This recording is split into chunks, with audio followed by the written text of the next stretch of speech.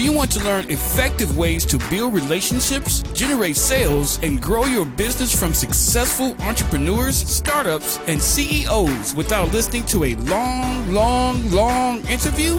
If so, you've come to the right place.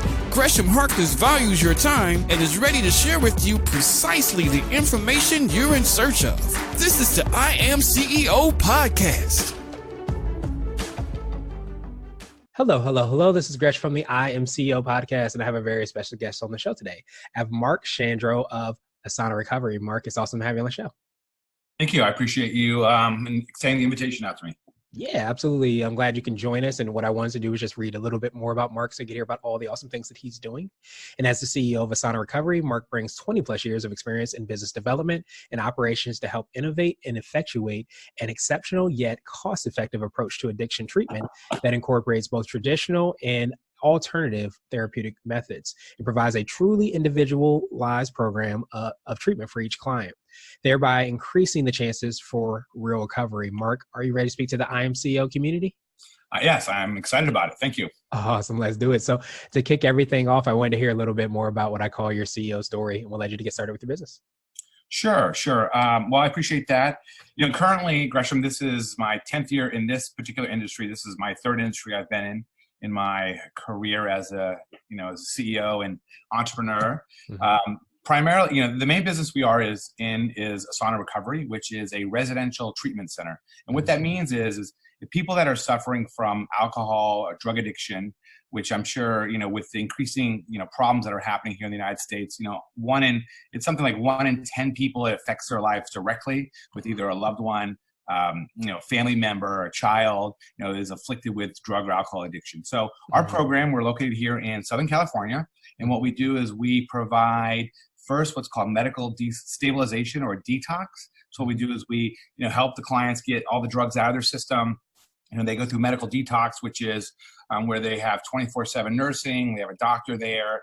They get the drugs and alcohol out of their system. And then, this is the real hard part, and then we get to start working on them, really helping them identify what their issues are, why they keep continuing to destroy their life with using alcohol and drugs, and work with them through these processes, through what they're called evidence-based practices, where it's either DBT or different types of therapy to get them to, number one, identify the problem, secondly, really learn how to cope with it, and lastly, getting our clients back to, functioning, productively in society, whether it's getting back to their job, whether they're going back to school, whether they're just going back to their family and being a productive member of their family household.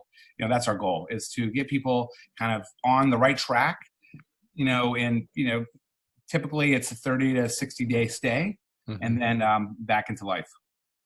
Well, I appreciate you for working, with the clients and helping, people out with that. And I think all the time, sometimes we just think about the clients that you probably work with directly, but as you mentioned, in the 1 in 10 of the families and friends and, members of society that are probably have been impacted or have, maybe sometimes a negative result as a result of that. So being able to help out those clients, which kind of sounds like has like a domino effect to help out like the greater society as well. Absolutely. This affliction affects a lot of people. And not only, it's really not an individual thing. I mean, it might affect you personally, but that has ramifications, right? That hits your children, your loved ones, and also financially, and a lot of our clients, unfortunately, they are business people, they're running their own businesses, and the businesses have put a lot of stress on them, and they're kind of reduce that stress with the use of alcohol or drugs. And what we do is try and get them to deal with that stress without those substances.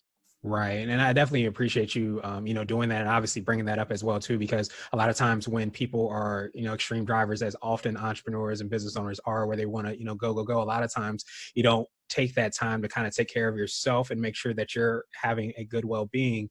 And sometimes, you run off the rails and you try to get back on the rails before, you have the opportunity to kind of make those chances or decisions before that. So I appreciate you for mentioning that. Also, of course, helping out so many of the business community. Yeah, absolutely. My pleasure. Yeah, and I know you might have already touched on this, but could you take us through exactly like how your center works and how clients can find out more information and get started? Sure. We're located, as I mentioned, here in Southern California in Orange County, about a block from the beach. It's a nice, tranquil, kind of relaxing setting with the beach and a lot of parks and great weather. And so half of the clients that we treat actually flying in from other states. Okay. Most people find us actually on the internet at our website, asanarecovery.com. And they're doing their Google searches. They identify our website, they look at it, and they call in and they check, primarily first to see if they're a candidate for our program.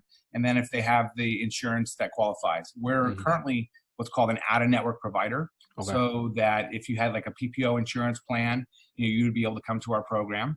And as I mentioned, half of the people fly in. So we might get a call from, a concerned husband, someone that's in college that's struggling. It could be anybody, a grandmother that is taking too many pills, an attorney that's drinking too much. They'll call us. We'll check their benefits to make sure they qualify, and then we'll do an assessment to make sure that this is the right program for them, and that we can get them to where they want to be, and they'll fly in, and we'll pick them up at the airport. We'll shuttle them to our program, and there they'll be assessed by a doctor and a nurse and a medical team. We'll make sure that we'll check their, we'll do a complete blood workup. We'll do a complete health screening, wellness check. Go through all of that stuff, and then, start detoxing them off of alcohol or the drugs. A lot of times, especially with, for example, alcohol and what are called benzodiazepines, you have a high propensity of seizure, and you can actually die from detoxing off the drugs. Oh, so wow. we help people kind of manage through that process. And if it's heroin, for example, those are mostly heroin, which is, a big killer. The opiates now are killing something like 65,000 Americans a year. Wow. The opiates, you typically detox them off of you use a drug called Suboxone, and that you're not going to die detoxing off of heroin, but it's incredibly uncomfortable. And so the idea is that these drugs allow them to detox off the drugs, help with the physical symptoms of the nausea, the headaches, they feel like they want to come out of their skin. And then that usually takes about 7 to 10 days, and that's 24-hour nursing. And then once that happens and their mind starts to clear up a little bit, then they start doing group meetings where they meet with a therapist and other individuals in the program. We also do a lot of one-on-one therapy where they're working with a therapist and trying to identify other problems, whether it's trauma related, whether it's PTSD, get a lot of PTSD, things like that are kind of driving the underlying addiction. And then also at nighttime, they're going to AA meetings in the local community. They're understanding that they need to live a life of recovery, and what that means is really managing this challenge that they have and adapting to it and creating habits that support a healthy lifestyle, like you mentioned. Whether it's getting up every morning and doing meditation, whether it's getting up every morning and going to the gym. That's a big part of our program. A lot of this wellness, going to the beach, taking time for yourself, really understanding that it's hard to go. You can't go 24/7 unless you have a drug. And you got to really manage that and helping people understand that and working through those, and then hopefully getting them back into their family and then back to their life and being a productive member of society and continuing to grow and help other people. A big part of this journey in recovery for a lot of people is being of service to others, and that's a big founding philosophy that our company has, as well as our treatment philosophy, is that we're here to be of service to others. We're here to help other humans survive through this challenging world that we all live in. And that's how you're going to become healthier, is if you help other people. Yeah, that makes so much sense. And again, I definitely, appreciate that. And I think, so many times, I don't know if you definitely, have heard this from clients, where sometimes when you're dealing with whatever the issue is, and, sometimes you fall into that depression and you start to, cope with it, and drugs and alcohol, that you feel kind of like you're by yourself. And often, you want sometimes to get the help, you want somebody to kind of lean on, but you kind of feel that you're by yourself. So sometimes those drugs and alcohol become those people that you kind of, as people, I should say, in air quotes, that you kind of reach out to hopefully feel better and be able to deal with some of the things. But that's why, appreciate you talking about like those underlying issues, because I think a lot of times you can gloss over that, you can detox, but if you don't really get to the root of what the issue is, it's hard to. And they relapse. You relapse. If you're not really dealing with it, you'll relapse, and that's what happens, unfortunately. And the reason that our programs are so important for society is that people do relapse, and it takes sometimes it takes 2, 3, 4. You don't really want to have this conversation with the family, but hey, it might take them 8 or 9, 10 times. It's not a pleasant thing, but it's the reality. Yeah, absolutely. Are there like certain maybe like warning signs or things that that people can hear, hear from their, coworkers or, loved ones that may show that they do need to take that step? Yeah, that's a good question. And I think it kind of comes in two different areas. Those that have been through some sort of recovery program and those who have not. Those Right. that have gone through a program, typically, they have a very fixed schedule, and it's designed for that. They're working out every day. They're going through their meetings, they're doing their groups, they're doing their sponsoring, they're helping people. When people start, dropping out of their meetings, they stop working out, they that's when that's a big trigger. That's a big sign, Mhm. right? That's a huge Right. sign when they're not participating. For the other people that haven't gone through recovery and are just kind of, which is a lot of us just dealing with it. It's are they drinking and using too much? Is this affecting their personal life? Is this Mhm. affecting their work? Are they being irresponsible? Here's another one. Are they taking a lot of high risk activities?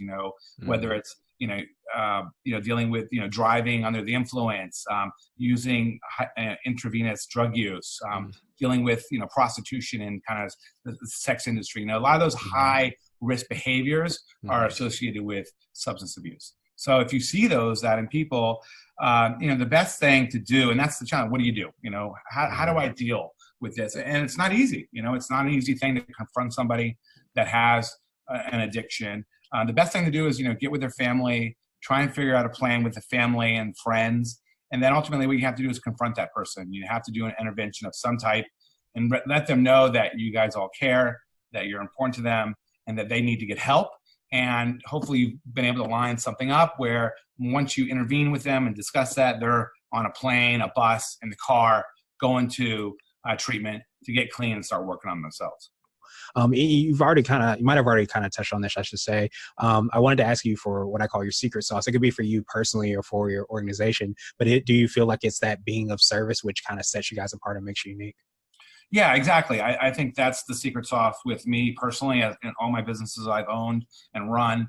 And then also this one, it is being of service, always looking at, we talk about it here. We talk about it a lot, this business, customer experience. What's our customer experience like? Right. How are we being of service to them from the first phone call they make to the website that they land on, to when they walk in the door. For us, obviously, it's a lot of interaction. A person is in your care 24/7 for 30, 60, 90 days. That's obviously a lot of touching.